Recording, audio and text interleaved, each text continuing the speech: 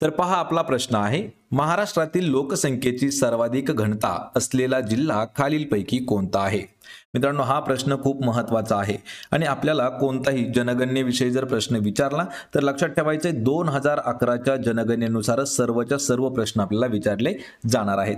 कारण आपल्या भारतामध्ये पहा जनगणना दर 10 वर्षानंतर केली जाते, पण 2011ला जी आहे ती शेवटची करण्यात आलेली होती. अद्यापही 2021ची जनगणना झालेली नाही. त्यामुळे जेवढे काही प्रश्न असणार आहेत ते आपल्याला 2011च्या जनगणनेवरती विचारण्यात आलेले आहेत. तर पहा, महाराष्ट्रातील लोकसंख्येची सर्वाधिक घनता असलेला जिल्हा कोणता आहे? तर या प्रश्नाचं उत्तर होईल पर्याय क्रमांक 2, तर मुंबई उपनगर हे आपलं योग्य उत्तर असणार आहे, ऑप्शन क्रमांक 2. यानंतरचा प्रश्न आहे, 12 जून 2024 रोजी चंद्रबाबू नायडू यांनी कोणत्या राज्याच्या मुख्यमंत्री पदाची शपथ घेतलेली आहे? हा देखील प्रश्न खूप महत्त्वाचा आहे. पहा, जून 2024 मध्ये जे काही मंत्रिमंडळामध्ये बदल झालेला आहे, म्हणजे आपण त्याला म्हणू शकतो, पहा केंद्रीय मंत्रिमंडळात सुद्धा बदल झाला आहे आणि काही काही राज्यात सुद्धा बदल झालेला आहे. या ठिकाणी एक नाव आहे महत्त्वाचं, चंद्रबाबू नायडू. तर यांनी जून 2024 रोजी कोणत्या राज्याच्या मुख्यमंत्री पदाची शपथ घेतली आहे? तर उत्तर आहे याचं पर्याय क्रमांक 1, तर आंध्र प्रदेश या राज्याच्या मुख्यमंत्री पदावरती चंद्रबाबू नायडू यांनी शपथ घेतलेली आहे जून 2024 मध्ये. आणि मित्रांनो, आपल्याला राज्यावरती अजून एक महत्त्वाचा प्रश्न विचारला जातो हमेशा. पहा, राज्य आणि त्याची राजधानी. राज्य आणि राजधानीवर आपल्याला नेहमी प्रश्न विचारण्यात आलेले आहेत. त्यामुळे आपण जे काही सध्याचे 28 राज्य आणि जेवढे काही केंद्रशासित प्रदेश आहेत त्यांच्या राजधानी देखील आपण एका व्हिडिओमध्ये कव्हर करणार आहोत. या प्रश्नाचं उत्तर काय आहे? आंध्र प्रदेश, पर्याय क्रमांक 1. यानंतरचा प्रश्न आहे, पॅरिस ऑलिम्पिक 2024 मध्ये ध्वजवाहक म्हणून खालीलपैकी कोणाची निवड करण्यात आली होती? पहा, पॅरिस ऑलिम्पिक 2024ला जे झालं तर त्यामध्ये ध्वजवाहक म्हणून कोणाची नियुक्ती करण्यात आली होती? तर या प्रश्नाचं योग्य उत्तर आहे, पहा पर्याय क्रमांक 3, PV सिंधू आणि अजंता शरद कमल यांची निवड करण्यात आली होती. पहा, 2024च्या पॅरिस ऑलिम्पिकच्या ध्वजवाहक म्हणून. पर्याय 3 आपलं या प्रश्नाचं योग्य उत्तर होईल. यानंतरचा प्रश्न आहे, केंद्र सरकारने 16व्या वित्त आयोगाचे प्रमुख म्हणून कोणाची निवड केलेली आहे? पहा, केंद्र सरकारने कितव्या 16व्या वित्त आयोगाचे प्रमुख म्हणून कोणाची निवड करण्यात आली आहे? तर या प्रश्नाचं योग्य उत्तर असणार आहे पर्याय क्रमांक 4, अरविंद पनगारिया यांची निवड जी आहे ही केंद्र सरकारने 16वा वित्त आयोग जे आहे त्याची प्रमुख म्हणून घोषणा केलेली आहे. आणि मित्रांनो, जेवढे काही वित्त आयोग आहेत आतापर्यंत त्यांचे प्रमुख यावर देखील आपण एक शॉर्ट्स व्हिडिओ लवकरच घेऊन येऊया. त्याची लिंक मी तुम्हाला घेतल्याच्या नंतर डिस्क्रिप्शनमध्ये देऊन टाकील. पर्याय क्रमांक 4 आपलं या प्रश्नाचं उत्तर होईल. यानंतरचा प्रश्न आहे, कोणत्या राज्यामध्ये राष्ट्रीय चिलिका पक्षी महोत्सवाचं आयोजन करण्यात येतं? पहा, हा देखील प्रश्न खूप इम्पॉर्टंट आहे. यामध्ये जेवढे काही आपण 30 प्रश्न घेतलेले आहेत, पहा मित्रांनो, हे प्रत्येक प्रश्न आपल्याला 2024 मध्ये विचारण्यात आलेला आहे. म्हणजे हे प्रश्न खूप महत्त्वाचे असणारे प्रश्न आहेत. आणि या 30 पैकी 7 ते 8 प्रश्न असे आहेत की आपल्याला हे दरवर्षी विचारण्यात आलेले आहेत. तर पहा, राष्ट्रीय चिलिका पक्षी महोत्सवाचं आयोजन कोणत्या राज्यात करण्यात येते? या प्रश्नाचं उत्तर होईल, पहा ऑप्शन क्रमांक 4, तर ओडिसा या राज्यामध्ये. ऑप्शन 4 आपलं उत्तर होईल. यानंतरचा प्रश्न आहे, महाराष्ट्र शासनाने नव्याने वारकऱ्यांसाठी स्थापन केलेल्या स्वतंत्र वारकरी महामंडळाचे मुख्यालय कोणत्या ठिकाणी असणार आहे? पहा, या ठिकाणी हा प्रश्न थोडासा इम्पॉर्टंट आहे. महाराष्ट्र शासनाने नवीनच एक सध्या वारकऱ्यांसाठी स्थापन केलेलं एक स्वतंत्र वारकरी महामंडळ आहे, तर त्याचं मुख्यालय कोणत्या ठिकाणी असणार आहे? या प्रश्नाचं योग्य उत्तर होईल, पहा ऑप्शन क्रमांक 1, तर पंढरपूर या ठिकाणी असणार आहे. जर आपल्याला कधी जर जिल्हा विचारला तर पंढरपूर हा जो शहर आहे किंवा पंढरपूर जे आहे हे सोलापूर या जिल्ह्यामध्ये स्थित आहे. कोणत्या? सोलापूर या जिल्ह्यामध्ये. लक्षात ठेवायचंय, जर ठिकाण विचारलं तर पंढरपूर हे योग्य उत्तर आहे, पर्याय क्रमांक 1.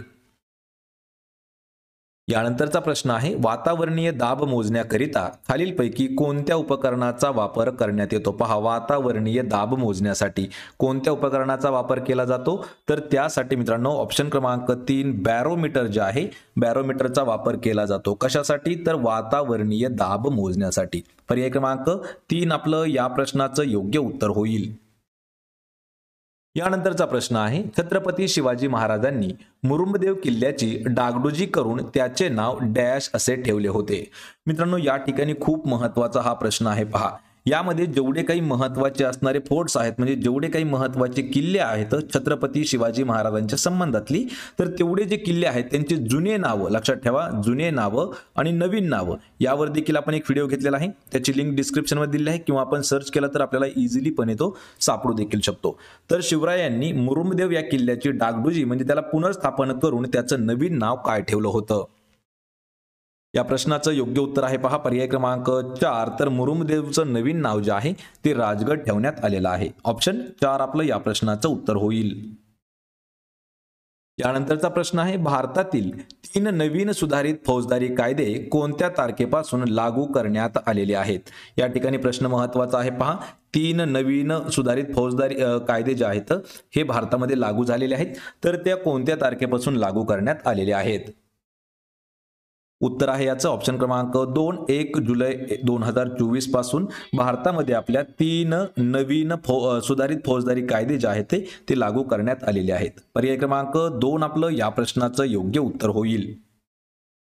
प्रश्न 10वा आहे, कोणत्या देशाने रशिया विरुद्ध लढणाऱ्या परदेशी लोकांना नागरिकत्व देणाऱ्या मसुदा कायद्याची घोषणा केलेली आहे? प्रश्न थोडासा महत्त्वाचा आहे पहा, जे युक्रेन आणि रशिया युद्ध सुरू आहे तर त्यामध्ये काय केलं आहे, रशिया विरुद्ध लढणाऱ्या परदेशी लोकांना नागरिकत्व देणाऱ्या मसुदा कायद्याची घोषणा ही कोणत्या देशाने केलेली आहे?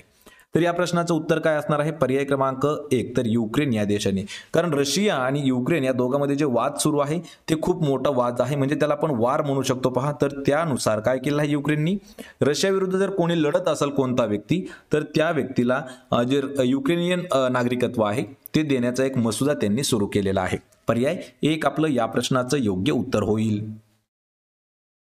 यानंतरचा प्रश्न आहे, मराठी सत्तेचा उत्कर्ष ॲसेज ऑन इंडियन इकॉनॉमिक्स ही ग्रंथसंपदा खालीलपैकी कोणाची आहे? प्रश्न हा देखील महत्त्वाचा आहे पहा, मराठी सत्तेचा उदय ॲसेज ऑन इंडियन इकॉनॉमिक्स ही जी ग्रंथ आहेत हे कोणाचे आहेत? या प्रश्नाचं योग्य उत्तर असणार आहे ऑप्शन क्रमांक 3, तर महादेव गोविंद रानडे पहा यांची ही ग्रंथसंपदा असणार आहे। पर्याय क्रमांक 3 आपलं या प्रश्नाचं योग्य उत्तर होईल।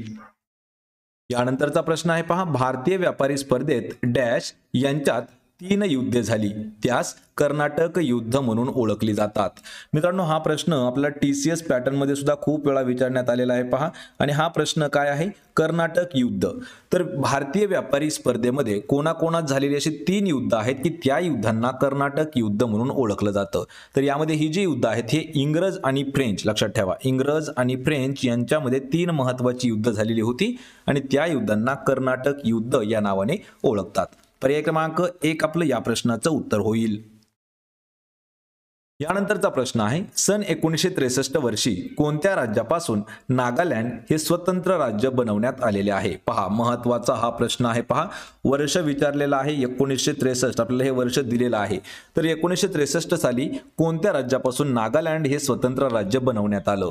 तर या प्रश्नाचं योग्य उत्तर असणार आहे पर्याय क्रमांक 3, तर त्यापूर्वी आसाम, लक्षात ठेवा आसाम आणि नागालँड हे एकत्र होते, पण 1963 या वर्षी आसाम मधून नागालँड जे आहे ते वेगळं आणि स्वतंत्र राज्य बनवण्यात आलेलं आहे। पर्याय क्रमांक 3 आपलं या प्रश्नाचं उत्तर होईल। यानंतरचा प्रश्न आहे, पुरातन काळात खालीलपैकी कोणत्या ठिकाणी समुद्री व्यापार होत असल्याचे अवशेष आढळलेले आहेत? हा प्रश्न मित्रांनो आपल्याला 2 वेळा 2024 मध्ये विचारण्यात आलेला आहे पहा, पुरातन काळामध्ये कोणत्या ठिकाणी समुद्री व्यापार होत असल्याचे अवशेष आढळलेले आहेत? या प्रश्नाचं उत्तर होईल ऑप्शन क्रमांक 2, तर लोथल या ठिकाणी समुद्री व्यापार होत असल्याचे जे काही अवशेष आहेत ते सापडलेले आहेत। पर्याय 2 आपलं या प्रश्नाचं अचूक उत्तर होईल। यानंतरचा प्रश्न आहे, 75व्या प्रजासत्ताक दिनाच्या परेडमध्ये सहभागी झालेल्या कोणत्या राज्याच्या चित्ररथाला प्रथम क्रमांकाचा पुरस्कार मिळालेला आहे? हा प्रश्न खूप महत्त्वाचा आहे पहा, 74, 75 हे जे प्रजासत्ताक दिन आहेत मित्रांनो हे करंट अफेअर्स मध्ये सुद्धा आपल्याला यांच्याविषयी काही विचारलं जाऊ शकतं, पण नुकताच जो आहे तो 75वा प्रजासत्ताक दिन झालेला आहे। तर याच्या परेडमध्ये सहभागी झालेल्या कोणत्या राज्याच्या चित्ररथाला पहिल्या क्रमांकाचा मान मिळालेला आहे? तर या प्रश्नाचं योग्य उत्तर होईल पहा ऑप्शन क्रमांक 1, तर ओडिशा या राज्याच्या चित्ररथाला पहिला क्रमांक मिळालेला आहे। पर्याय क्रमांक 1 आपलं या प्रश्नाचं उत्तर होईल। यानंतरचा प्रश्न आहे, जगातील पहिले वैदिक घड्याळ कोणत्या ठिकाणी उभारण्यात आलेले आहे? या ठिकाणी वैदिक घड्याळ, लक्षात ठेवा, वैदिक घड्याळ हे जे आहे हे जगातील सर्वात पहिलं वैदिक घड्याळ कोणत्या ठिकाणी उभारण्यात आलेलं आहे? तर ते उभारण्यात आलेलं आहे पर्याय क्रमांक 3 उज्जैन या ठिकाणी. कोणत्या ठिकाणी? उज्जैन या ठिकाणी उभारण्यात आलेलं आहे. पर्याय क्रमांक 3 आपलं या प्रश्नाचं योग्य उत्तर होईल. यानंतरचा प्रश्न आहे, भारतीय निवडणूक आयोगाची निर्मिती संविधानाच्या कोणत्या कलमानुसार होते? मित्रांनो, आपल्याला संविधानावरती खूप महत्त्वाचे प्रश्न विचारले जातात पहा, त्यापैकीच हा एक प्रश्न आहे. कारण जे विद्यार्थी MPSC सुरू करतात तर त्यांच्यासाठी बेसिक हा जो विषय आहे हा संविधानाचा विषय आहे आणि त्यामध्ये आपल्याला या घटना किंवा हे जे कलम आहे ते माहीत असणं गरजेचं आहे. तर भारतीय निवडणूक आयोगाची निर्मिती ही संविधानाच्या कलम 324 नुसार करण्यात आलेली आहे. पर्याय क्रमांक 1 आपलं या प्रश्नाचं योग्य उत्तर होईल कलम 324. यानंतरचा प्रश्न आहे, खालीलपैकी कोणी 1866 मध्ये ईस्ट इंडिया असोसिएशनची स्थापना केली होती? या ठिकाणी आपल्याला काय प्रश्न विचारला आहे की या ठिकाणी एक संस्था विचारली आहे. आणि मित्रांनो, जर आपल्याला सरळ सेवा किंवा कोणतीही जरी परीक्षा द्यायची म्हटलं तर त्यामध्ये ती संस्था आणि संस्थेचे संस्थापक यावरती प्रत्येक परीक्षेमध्ये आपल्याला 1 ते 2 प्रश्न ही नेहमी विचारण्यात आलेले आहेत. त्यापैकी हा एक प्रश्न आहे पहा, ईस्ट इंडिया असोसिएशनची स्थापना ही कोणी केलेली आहे? तर ती केलेली आहे पर्याय क्रमांक 3 दादाभाई नौरोजी यांनी ईस्ट इंडिया असोसिएशनची स्थापना केलेली आहे. याचं वर्ष कोणतं आहे? तर वर्ष आहे पहा याचं 1866. पर्याय क्रमांक 3 आपलं या प्रश्नाचं योग्य उत्तर होईल. यानंतरचा प्रश्न आहे, युरो चषक फुटबॉल स्पर्धा 2024 याचा अंतिम सामना कोणत्या शहरात खेळला गेला? लक्षात ठेवा, युरो चषक फुटबॉल स्पर्धा जी झाली 2024 ची अंतिम सामना म्हणजे काय, तर याचा जो फायनल मॅच आहे, फायनल मॅच हा कोणत्या शहरात खेळवण्यात आला होता? उत्तर आहे याचं पर्याय क्रमांक 1 तर बर्लिन या शहरामध्ये खेळण्यात आला होता फायनल मॅच. कशाचा? युरो चषक फुटबॉल स्पर्धा 2024. पर्याय 1 आपलं या प्रश्नाचं उत्तर होईल. यानंतरचा प्रश्न आहे, कोणत्या ठिकाणी राज्यस्तरीय दुसरे फातिमाबी शेख मुस्लिम मराठी साहित्य संमेलन आयोजित करण्यात आले होते? प्रश्न हा खूप महत्त्वाचा आहे पहा मित्रांनो, थोडासा प्रश्न किचकट आहे. कोणत्या ठिकाणी राज्यस्तरीय दुसरे फातिमाबी शेख मुस्लिम मराठी साहित्य संमेलन आयोजित करण्यात आलं होतं? तर या प्रश्नाचं योग्य उत्तर आहे पहा पर्याय क्रमांक 4 तर सोलापूर या ठिकाणी. पर्याय 4 आपलं उत्तर होईल. यानंतरचा प्रश्न आहे, महाराष्ट्र राज्याच्या गोसेवा आयोगाचे पहिले अध्यक्ष म्हणून कोणाची निवड झाली आहे? किंवा महाराष्ट्र राज्याच्या गोसेवा आयोगाचे पहिले अध्यक्ष कोण होते? तर या प्रश्नाचं योग्य उत्तर आहे पर्याय क्रमांक 1 तर शेखर मुंदडा हे जे आहेत हे महाराष्ट्र राज्याच्या गोसेवा आयोगाचे पहिले अध्यक्ष आहेत. पर्याय 1 आपलं या प्रश्नाचं योग्य उत्तर होईल. यानंतरचा प्रश्न आहे, भारतातील पहिल्या महिला मुख्यमंत्री सुचेता कृपलानी या कोणत्या राज्याच्या मुख्यमंत्री होत्या? हा प्रश्न खूप महत्त्वाचा आहे पहा. आपल्या भारतामध्ये सर्वात पहिल्या मुख्यमंत्री ज्या आहेत महिला मुख्यमंत्री तर ह्या सुचेता कृपलानी आहेत. तर त्या कोणत्या राज्याच्या मुख्यमंत्री होत्या? लक्षात ठेवा, त्या उत्तर प्रदेश या राज्याच्या मुख्यमंत्री होत्या. आपल्याला असाच एक प्रश्न विचारला होता पहा महाराष्ट्र राज्यावरती. प्रश्न असा विचारला होता की आतापर्यंत महाराष्ट्रात किती महिला मुख्यमंत्री झालेले आहेत? तर लक्षात ठेवा 0 महिला मुख्यमंत्री आहेत महाराष्ट्रामध्ये. आणि भारतातील सर्वात पहिल्या महिला मुख्यमंत्री सुचेता कृपलानी ह्या उत्तर प्रदेश राज्याच्या मंत्री होत्या. या ठिकाणी अजून एक प्रश्न आपल्याला सांगायचा आहे मित्रांनो, ज्या भारताच्या पहिल्या राष्ट्रपती आहेत पहा महिला राष्ट्रपती, भारताच्या पहिल्या महिला राष्ट्रपती तर त्या आहेत प्रतिभा देवी सिंग पाटील. प्रतिभा देवी सिंग पाटील ह्या ज्या आहेत ह्या भारतातील पहिल्या महिला राष्ट्रपती आहेत. आणि दुसऱ्या कोण आहेत पहा द्रौपदी मुर्मू. द्रौपदी मुर्मू ह्या सध्या आहेत पण ह्या भारतातील दुसऱ्या महिला राष्ट्रपती आहेत. पर्याय क्रमांक 3 आपलं या प्रश्नाचं अचूक उत्तर होईल. यानंतरचा प्रश्न आहे, कमळ या शब्दाचा समानार्थी नसलेला शब्द कोणता आहे? पहा आपल्याला या ठिकाणी नसलेला हा शब्द खूप महत्त्वाचा आहे. तर ऑप्शन मध्ये आपल्याला कमळ या शब्दाचे 3 समानार्थी शब्द दिलेले आहेत. त्यापैकी चौथा समानार्थी शब्द कोणता नाही? आणि या ठिकाणी उत्तर होईल पहा पर्याय क्रमांक 4 तर वायस हा जो आहे हा कावळ्याला म्हटलं जातं. पहा कावळा याला म्हटलं जातं वायस. यामध्ये राजीव, सरोज आणि अंबुज हे जे आहेत हे तिन्ही कमळासाठी असणारे समानार्थाचे शब्द आहेत. पर्याय क्रमांक 4 आपलं या प्रश्नाचं उत्तर होईल. यानंतरचा प्रश्न आहे, खालीलपैकी मार्च 2023 मध्ये भारतीय रेल्वेच्या कोणत्या रेल्वे विभागाने त्यांच्या अंतर्गत असणाऱ्या 100% ब्रॉडगेज मार्गाचे विद्युतीकरण साध्य केलेले आहे? प्रश्न खूप महत्त्वाचा आहे.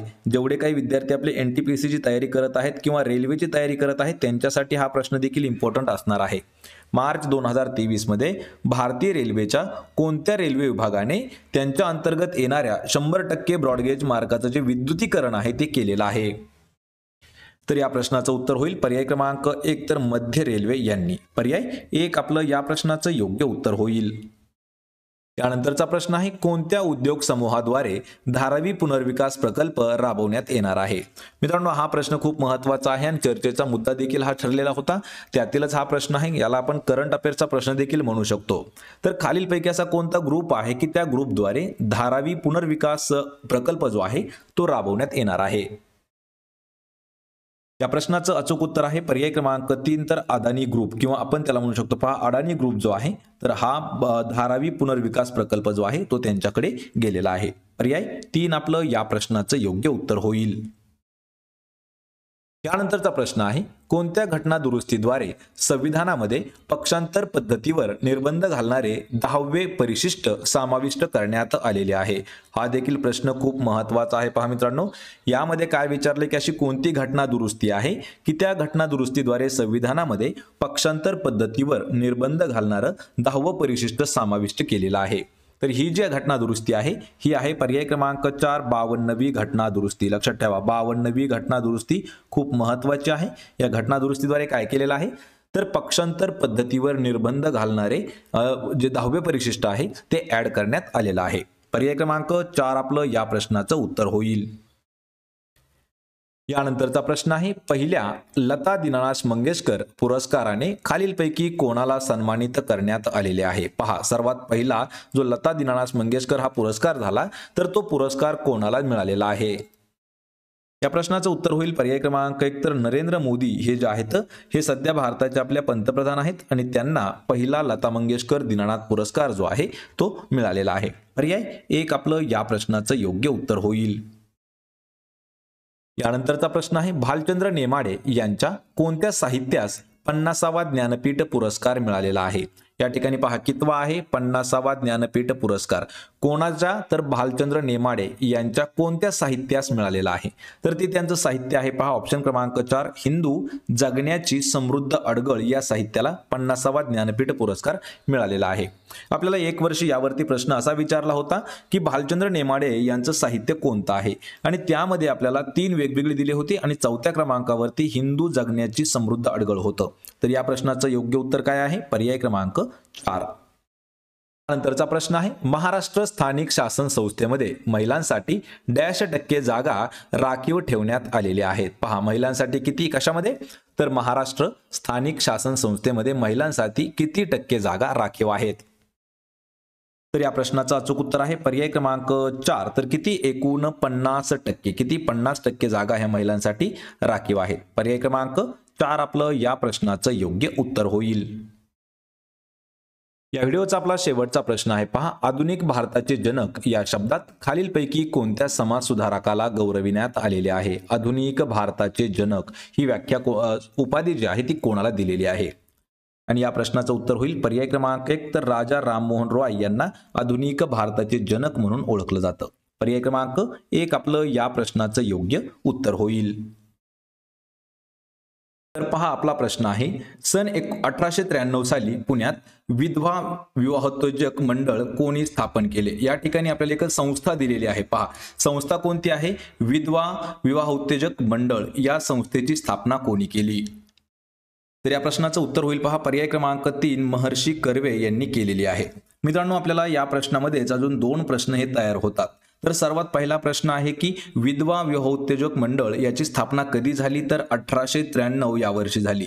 ठिकाण जर विचारलं आपल्याला ठिकाण कोणतं आहे तर पुणे या ठिकाणी झालेली आहे.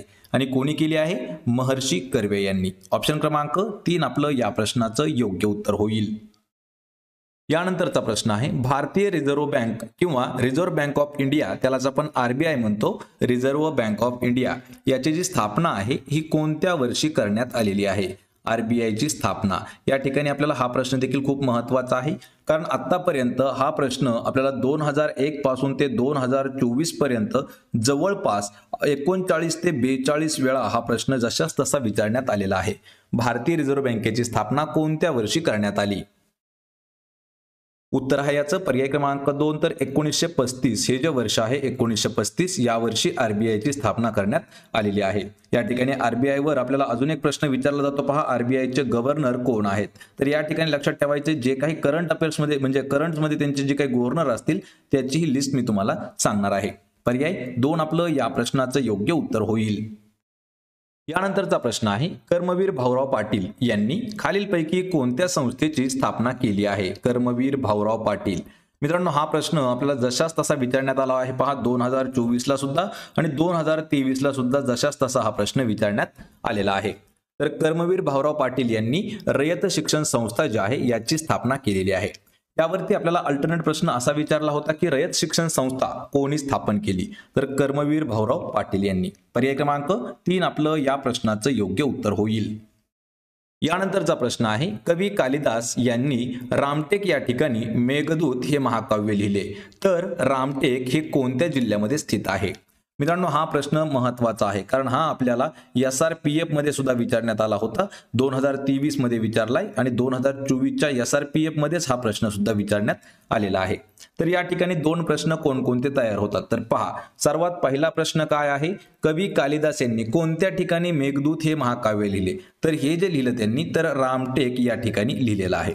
या ठिकाणी दुसरा एक प्रश्न होतो की कवी कालिदास यांनी रामटेक या ठिकाणी कोणतं महाकाव्य लिहिलं? तर मेघदूत. आणि हे जे रामटेक आहे हे आहे पहा पर्याय क्रमांक 4 तर नागपूर या ठिकाणी किंवा नागपूर या जिल्ह्यामध्ये स्थित आहे रामटेक. तर नागपूरचं अजून एक महत्त्वाचं म्हणजे की आपलं जे महाराष्ट्र राज्य आहे महाराष्ट्र राज्य, तर महाराष्ट्र राज्याची उपराजधानी आहे पहा नागपूर शहर. पर्याय क्रमांक 4 आपलं या प्रश्नाचं योग्य उत्तर होईल. यानंतरचा प्रश्न आहे, माउंट एव्हरेस्ट हे शिखर सर करणारी भारतातील पहिली महिला कोण आहे? सर करणारी म्हणजे माउंट एव्हरेस्ट शिखर चढून पार करणारी भारतातील सर्वात पहिली महिला कोण ठरली आहे? उत्तर आहे पर्याय क्रमांक 2 तर बचेंद्री पाल यांनी माउंट एव्हरेस्ट जे आहे हे सर्वात पहिल्यांदा शिखर करून विक्रम केला होता, ज्या की भारतातील त्या पहिल्या महिला ठरलेल्या आहेत ज्यांनी माउंट एव्हरेस्ट शिखर सर केलेला आहे. पर्याय क्रमांक 2 आपलं या प्रश्नाचं योग्य उत्तर होईल. यानंतरचा प्रश्न आहे, ईस्ट इंडिया कंपनी आणि सिराज उद्दौला यांच्यामधील पहिले प्लासीचे युद्ध कधी झाले? या ठिकाणी आपल्याला सरळ सरळ पूर्ण तारीख दिलेली आहे पहा. तर कोणाकोणात झालं? ईस्ट इंडिया कंपनी आणि सिराज उद्दौला यांच्यामधील प्लासीचं जे पहिलं युद्ध झालं हे कोणत्या दिवशी झालं किंवा कधी झालं? या प्रश्नाचं उत्तर होईल पर्याय क्रमांक 1 तर 23 जून 1757. किती? 23 जून 1757 ईस्ट इंडिया कंपनी आणि सिराज उद्दौला या दोघांमध्ये पहिलं प्लासीचं युद्ध झालेलं आहे. पर्याय क्रमांक 1 आपलं या प्रश्नाचं योग्य उत्तर होईल. मित्रांनो यावरती आपल्याला अल्टरनेट प्रश्न असा विचारला होता की प्लासीचं पहिलं युद्ध 23 जून 1757 ला झालं, तर त्या कोणा दोघांमध्ये झालं होतं? तर ते झालेलं आहे ईस्ट इंडिया कंपनी आणि सिराज उद्दौलामध्ये. यानंतरचा प्रश्न आहे पहा, स्कर्वी हा आजार कोणत्या जीवनसत्वाच्या कमतरतेमुळे होतो? या ठिकाणी मित्रांनो हा प्रश्न आपल्याला आरोग्य विभागामध्ये सुद्धा खूप वेळा विचारण्यात आला आहे. सामान्य विज्ञानावरचा हा इम्पॉर्टंट असणारा प्रश्न आहे. स्कर्वी हा जो आजार आहे हा कोणत्या जीवनसत्वाच्या कमतरतेमुळे होतो? यामध्ये पहा जे काही महत्त्वाचे जीवनसत्व आहेत आणि त्यांच्या कमतरतेमुळे होणारे जे काही आजार आहेत ते देखील आपण एका व्हिडिओमध्ये कव्हर केलेले आहेत. तर स्कर्वी हा जो आजार आहे हा जीवनसत्व क, लक्षात ठेवा, जीवनसत्व क च्या कमतरतेमुळे होतो पहा स्कर्वी. पर्याय क्रमांक 3 आपलं या प्रश्नाचं योग्य उत्तर असणार आहे. लक्षात ठेवा या ठिकाणी खूप महत्त्वाचा हा प्रश्न आहे मित्रांनो, कारण यामध्ये जीवनसत्व अ याच्या कमतरतेमुळे आपल्याला रातआंधळेपणा होतो. रातआंधळेपणा व्हिटॅमिन ए च्या कमतरतेमुळे होतो. व्हिटॅमिन बी च्या कमतरतेमुळे बेरी नावाचा आजार होतो व्हिटॅमिन बी च्या कमतरतेमुळे. आणि व्हिटॅमिन क म्हणजे जीवनसत्व जे क आहे तर याच्या अभावामुळे किंवा कमतरतेमुळे स्कर्वी हा आजार होतो. आणि व्हिटॅमिन म्हणजे जीवनसत्व ड जे आहे याच्या कमतरतेमुळे आपल्याला मुडदूस हा आजार होत असतो. आणि मुडदूस हा मुख्यतः लहान बालकांमध्ये आपल्याला जास्त प्रमाणामध्ये दिसून येतो. आणि मुडदूस हा जो आजार आहे हा हाडांशी संबंधित असणारा आजार आहे. पर्याय क्रमांक 3 आपलं या प्रश्नाचं योग्य उत्तर असणार आहे. यानंतरचा प्रश्न आहे मेरा गाव मेरी धरोहर हा कार्यक्रम कोणत्या मंत्रालयाचा उपक्रम आहे? या ठिकाणी आपण कार्यक्रम म्हणण्यापेक्षा एक योजना आहे पहा, मेरा गाव मेरी धरोहर. तर हा कार्यक्रम कोणत्या मंत्रालयाने राबवलेला आहे? या प्रश्नाचं उत्तर होईल पहा ऑप्शन क्रमांक 4, तर सांस्कृतिक मंत्रालयाद्वारे राबवण्यात येतो पहा उपक्रम मेरी गाव मेरी धरोहर. पर्याय 4 आपलं या प्रश्नाचं योग्य उत्तर होईल. यानंतरचा प्रश्न आहे ताम्हिणी हा घाट प्रकल्प खालीलपैकी कोणत्या जिल्ह्यामध्ये स्थित आहे? पहा, ताम्हिणी घाट प्रकल्प कोणत्या जिल्ह्यामध्ये आहे? या प्रश्नाचं योग्य उत्तर होईल पहा पर्याय क्रमांक 1, तर रायगड या जिल्ह्यामधील हा घाट प्रकल्प आहे पहा ताम्हिणी. ऑप्शन क्रमांक 1 आपलं या प्रश्नाचं योग्य उत्तर होईल. यानंतरचा प्रश्न आहे पहा सिक्कील भगिनी हे किंवा या कोणत्या वाद्य प्रकाराशी संबंधित आहेत? पहा, सिक्कील भगिनी ह्या ज्या आहेत ह्या कोणत्या वाद्य प्रकाराशी संबंधित येतात? या प्रश्नाचं उत्तर असणार आहे पर्याय क्रमांक 4, तर बासरी या वाद्याशी संबंधित आहेत पहा सिक्कील भगिनी. पर्याय 4 आपलं या प्रश्नाचं योग्य उत्तर होईल. यानंतरचा प्रश्न आहे पहा रातांधळेपणा हा आजार खालीलपैकी कोणत्या जीवनसत्वांच्या अभावामुळे होतो? पहा, या ठिकाणी आपण नुकताच 7वा प्रश्न देखील आपला झालेला आहे, त्यावरच हा 11वा प्रश्न देखील आपल्याला घेण्यात आलेला आहे. रातांधळेपणा हा जो आजार आहे हा कोणत्या जीवनसत्वाच्या कमतरतेमुळे होतो? तर या प्रश्नाचं उत्तर काय असणार आहे? पर्याय क्रमांक ए, तर जीवनसत्व अ च्या कमतरतेमुळे होतो पहा रातांधळेपणा. आत्ताच आपण 7व्या प्रश्नामध्ये सांगितलेलं आहे कोणत्या जीवनसत्वाच्या कमतरतेमुळे कोणता आजार होतो. ऑप्शन क्रमांक 1 आपलं या प्रश्नाचं योग्य उत्तर होईल. यानंतरचा प्रश्न आहे राज्य सरकारी कर्मचाऱ्यांच्या वेतनातील त्रुटी दूर करण्यासाठी महाराष्ट्र शासनाने खालीलपैकी कोणती समिती नेमलेली आहे? हा प्रश्न खूप महत्त्वाचा आहे पहा. जे काही आपल्या राज्यातील सरकारी कर्मचारी आहेत तर त्यांच्या वेतनातील म्हणजे त्यांच्या पगारातील ज्या काही अडचणी आहेत तर त्या दूर करण्यासाठी महाराष्ट्र शासनाने एक समिती नेमली आहे. ती समिती कोणती आहे? या प्रश्नाचं उत्तर असणार आहे पर्याय क्रमांक 4, तर राजीव गौबा समिती ही जी आहे ही राज्य सरकारी कर्मचाऱ्यांच्या पगारातील त्रुटी किंवा अडथळे दूर करण्यासाठी महाराष्ट्र शासनाने राबवलेली एक समिती आहे राजीव गौबा. ऑप्शन क्रमांक 4 आपलं या प्रश्नाचं उत्तर होईल. यानंतरचा प्रश्न आहे आयुष्यमान योजनेत 1 कोटीपेक्षा अधिक कार्डचे वितरण करणारे देशातील पहिले राज्य कोणते ठरलेले आहे? आयुष्यमान योजना ही जी आहे या योजनेअंतर्गत 1 कोटीपेक्षा जास्तीचे कार्ड वितरण म्हणजे वाटप करणाऱ्या देशातील पहिलं राज्य कोणतं आहे? या प्रश्नाचं योग्य उत्तर आहे पहा ऑप्शन क्रमांक 4, तर अरुणाचल प्रदेश हे जे राज्य आहे हे असं राज्य ठरलं आहे देशातील पहिलं की ज्या राज्याने आयुष्यमान योजनेमध्ये 1 कोटीपेक्षा जास्त जे कार्ड आहेत हे वाटप केले आहेत. पर्याय 4 आपलं या प्रश्नाचं योग्य उत्तर होईल. यानंतरचा प्रश्न आहे कृत्रिमरित्या फळं पिकवण्यासाठी वापरण्यात येणाऱ्या खालील द्रव्यांवर प्रतिबंध आणण्यात आलेला आहे. या ठिकाणी आपल्याला 2 प्रश्न हे तयार होतात. तर कृत्रिमरित्या फळे पिकवण्यासाठी कोणतं द्रव्य वापरलं जातं किंवा कोणतं केमिकल वापरलं जातं हा एक प्रश्न आहे. आणि दुसरा प्रश्न काय आहे की कृत्रिमरित्या फळं पिकवण्यासाठी वापरण्यात येणारं जे केमिकल आहे म्हणजे जे द्रव्य आहे त्यावरती प्रतिबंध घालण्यात आलेला आहे. तर ते आहे पहा ऑप्शन क्रमांक 1, तर कॅल्शियम कार्बाईड हे जे आहे याद्वारे कृत्रिमरित्या फळे पिकवली जातात आणि त्या द्रव्यावरती प्रतिबंध घालण्यात आलेला आहे. ऑप्शन 1 आपलं या प्रश्नाचं उत्तर होईल. यानंतरचा प्रश्न आहे 5 जून 2024 रोजी कोणत्या ठिकाणी वस्तू व सेवा कर त्यालाच आपण जीएसटी म्हणतो तर जीएसटी भवनाचं उद्घाटन करण्यात आलेले आहे? या प्रश्नाचं उत्तर असणार आहे पर्याय क्रमांक 2, तर रोहतक हे जे ठिकाण आहे लक्षात ठेवायचं मित्रांनो रोहतक हे जे ठिकाण आहे या ठिकाणावरती 5 जून 2024 रोजी जीएसटी भवन पहा जीएसटी भवन याचं उद्घाटन करण्यात आलेलं आहे. पर्याय 2 आपलं या प्रश्नाचं योग्य उत्तर होईल. यानंतरचा प्रश्न आहे रिझर्व्ह बँकेजवळ व्यावसायिक बँकांना ठेवावा लागणारा किमान रोख निधी म्हणजेच या ठिकाणी हा प्रश्न आपल्याला अर्थशास्त्रामध्ये जशास तसा विचारण्यात आलेला आहे पहा.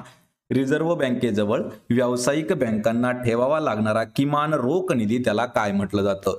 तर त्याला म्हटलं जातं ऑप्शन क्रमांक 4 CRR. याचा फुल फॉर्म पहा कॅश रिझर्व्ह रेशिओ म्हणजे CRR हे जे आहे ते ठेवले जातं त्याला किमान रोख निधी असं म्हटलं जातं. पर्याय क्रमांक 4 आपलं या प्रश्नाचं योग्य उत्तर होईल. आणि मित्रांनो आपल्याला TCS मध्ये एक प्रश्न आला होता पहा TCS द्वारे घेण्यात आलेला.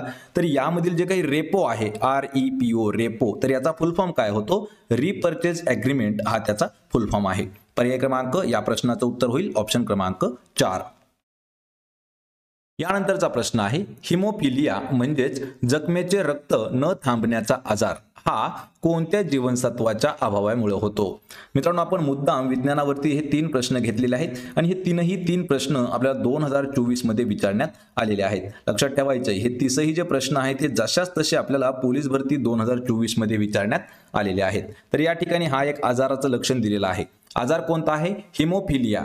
तर याचं लक्षण काय आहे? जखमेचं रक्त न थांबण्याचा आजार हा कोणत्या जीवनसत्वाच्या कमतरतेमुळे होतो? तर हा होतो पहा विटॅमिन के म्हणजेच जीवनसत्व के च्या कमतरतेमुळे. पर्याय क्रमांक 3 आपलं या प्रश्नाचं योग्य उत्तर होईल. यानंतरचा प्रश्न आहे महानगरपालिकेचा अर्थसंकल्प खालीलपैकी कोण तयार करतात? या ठिकाणी हा देखील प्रश्न खूप महत्त्वाचा आहे. महानगरपालिकेवरती प्रश्न विचारण्यात आलेला आहे. महानगरपालिकेचा जो अर्थसंकल्प आहे तो तयार करण्याचं काम कोणाचं आहे? या प्रश्नाचं उत्तर होईल पहा पर्याय क्रमांक 1. तर जे आयुक्त असतात महानगरपालिकेचे आयुक्त त्यांचं काम आहे पहा अर्थसंकल्प तयार करणे. पर्याय 1 आपलं या प्रश्नाचं योग्य उत्तर होईल. यानंतरचा प्रश्न आहे उत्क्रांतवादाचा सिद्धांत खालीलपैकी कोणत्या शास्त्रज्ञाने मांडलेला आहे? उत्क्रांतवाद याचा जो सिद्धांत आहे थेरम जो आहे तो कोणत्या शास्त्रज्ञाचा आहे? या प्रश्नाचं उत्तर होईल पर्याय क्रमांक 4. तर चार्ल्स डार्विन यांनी मांडलेला आहे पहा उत्क्रांतवादाचा सिद्धांत. पर्याय क्रमांक 4 आपलं या प्रश्नाचं योग्य उत्तर होईल. मित्रांनो, हा जो प्रश्न आहे हा आपल्याला ग्रामसेवक भरतीमध्ये सुद्धा विचारण्यात आला आहे आणि ग्रामसेवक ही जी भरती आहे ही IBPS घेत आहे. त्यामध्ये आपल्याला हा प्रश्न विचारण्यात आला होता आणि TCS द्वारे जी तलाठी भरती झाली त्यामध्ये सुद्धा या प्रश्नाचा उल्लेख करण्यात आलेला आहे. पर्याय 4 आपलं या प्रश्नाचं उत्तर होईल. यानंतरचा प्रश्न आहे 8 मार्च 2024 रोजी राज्यसभेवर राष्ट्रपती नियुक्त सदस्य म्हणून कोणाची नियुक्ती करण्यात आलेली आहे? डेट लक्षात ठेवा 8 मार्च 2024 या दिवशी राज्यसभेवरती राष्ट्रपतीने जे नियुक्त केलेले सदस्य असतात त्यामध्ये कोणाची निवड करण्यात आलेली आहे? या प्रश्नाचं उत्तर होईल पहा पर्याय क्रमांक 1. तर सुधा मूर्ती यांची नियुक्ती करण्यात आलेली आहे. पर्याय 1 आपलं या प्रश्नाचं योग्य उत्तर होईल. यानंतरचा प्रश्न आहे रक्तदाब त्यालाच आपण म्हणतो पहा ब्लड प्रेशर.